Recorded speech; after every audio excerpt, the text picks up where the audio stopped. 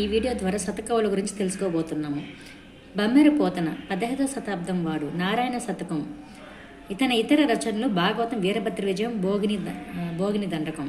పక్కి అప్పల నరసయ్య 16వ శతాబ్దం వాడు. కుమారి శతకం కూడా రచించాడు. మారద వెంకయ్య 16వ-17వ శతాబ్దం భాస్కర శతకం. పోతులి వీరబ్రహ్మం 17వ శతాబ్దం. కాళికాంబ సప్తశతి, కాలజ్ఞానం, తత్వాలు. గువ్వల చెన్నడు 17వ శతాబ్దం.